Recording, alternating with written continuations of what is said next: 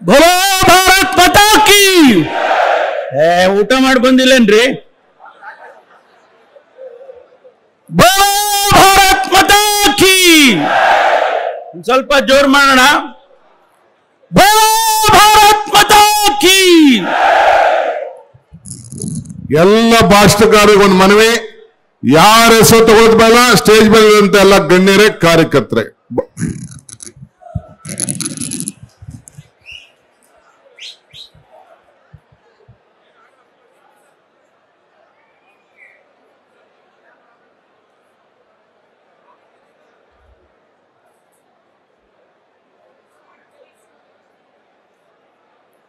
ಕರ್ನಾಟಕ ರಾಜ್ಯದ ಇತಿಹಾಸದಲ್ಲಿ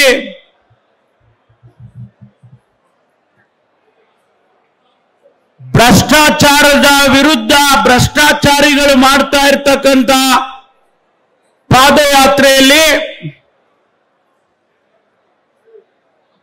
ರಾಜ್ಯದ ಜನಸಮುದಾಯಕ್ಕೆ ಸತ್ಯವನ್ನ ತಿಳಿಸಬೇಕು. ಭಾರತೀಯ ಜನತಾ ಪಾರ್ಟಿ ಮತ್ತು ಜನತಾದಳದ ನಾಯಕರುಗಳಿಗೆ ಅನೇಕ ಪ್ರಶ್ನೆಗಳನ್ನು ಹಾಕಬೇಕು ಅಂತೇಳಿ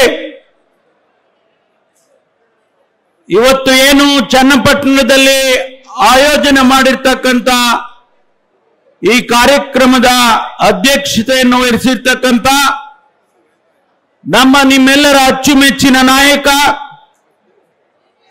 ಪ್ರದೇಶ್ ಕಾಂಗ್ರೆಸ್ ಸಮಿತಿಯ ಅಧ್ಯಕ್ಷರು, ಈ ರಾಜ್ಯದ ಉಪಮುಖ್ಯಮಂತ್ರಿಗಳಾಗಿರ್ತಕ್ಕಂಥ ಸನ್ಮಾನ್ಯ ಡಿ.ಕೆ. ಶಿವಕುಮಾರ್ ಅವರೇ, ಅವರ ಆದೇಶದಂತೆ ನಾನು ಯಾರ ಹೆಸರನ್ನು ತಗೊಳ್ಳೋದಿಲ್ಲ. ಅಧ್ಯಕ್ಷರ ಆದೇಶ ಆದ್ಮೇಲೆ ನಾವು ಯಾರನ್ನು ಮಾತಾಡಂಗಿಲ್ಲ. ಇಲ್ಲೆಲ್ಲ ಕುಂತಿರೋರೆಲ್ಲ ಕ್ಷಮಿಸ್ಬೇಕಪ್ಪ. ವೇದಿಕೆ ಮೇಲೆ ಉಪಸ್ಥಿತರಿರ್ತಕ್ಕಂಥ ಎಲ್ಲ ಸಚಿವರೇ, ಶಾಸಕರೇ, ಮುಖಂಡರುಗಳೇ, ಎಲ್ಲ ಪಕ್ಷದ ಎಲ್ಲ ಅಧ್ಯಕ್ಷರುಗಳೇ, ಪಕ್ಷದ ವಿವಿಧ ಘಟಕದ ಅಧ್ಯಕ್ಷರುಗಳೇ, ಸದಸ್ಯರೇ, ಆ ಭಾಗದಲ್ಲಿ ಕುಳಿತಿರ್ತಕ್ಕಂಥ ಎಲ್ಲ ಕಾರ್ಯಕರ್ತ ಬಂಧುಗಳೇ, ತಾಯಂದ್ರೆ, ಮಾಧ್ಯಮದ ಸ್ನೇಹಿತರೆ, ಪ್ರಪ್ರಥಮವಾಗಿ ಈ ಕಾರ್ಯಕ್ರಮವನ್ನು ಆಯೋಜನೆ ಮಾಡಿರ್ತಕ್ಕಂಥ ಎಲ್ಲ ಮುಖಂಡರುಗಳಿಗೆ, ವಿಶೇಷವಾಗಿ ಚನ್ನಪಟ್ಟಣದ ಮುಖಂಡರುಗಳಿಗೆ ನಾನು ಅಭಿನಂದನೆಯನ್ನು ಸಲ್ಲಿಸೋದಕ್ಕೆ ಬಯಸ್ತೇನೆ. ಇವತ್ತು ನಾನು ಈಗ ದಾರಿಯಲ್ಲಿ ಬರುವಾಗ ಕೆಲವು ಪೋಸ್ಟರ್ಗಳನ್ನು ನೋಡಿದೆ. ಆ ಪೋಸ್ಟರ್ಗಳಲ್ಲಿ ರಾಷ್ಟ್ರೀಯ ಪಕ್ಷ ಆಗಿರ್ತಕ್ಕಂಥ ಭಾರತೀಯ ಜನತಾ ಪಾರ್ಟಿ ಹಿಂದಕ್ಕೆ ಹೋಗಿದೆ, ಪ್ರಾದೇಶಿಕ ಪಕ್ಷ ಆಗಿರ್ತಕ್ಕಂಥ ಜನತಾದಳ ಮುಂದೆ ಬಂದಿದೆ. ಯಾರು ಈ ಪಾದಯಾತ್ರೆಯನ್ನ ಮಾಡಬಾರದು ಅಂತ ಹೇಳಿದವರು ಇವತ್ತು ಮುಂದೆ ಫೋಟೋದಲ್ಲಿ ಮುಂದೆ ನಿಂತುಬಿಟ್ಟಿದ್ದಾರೆ.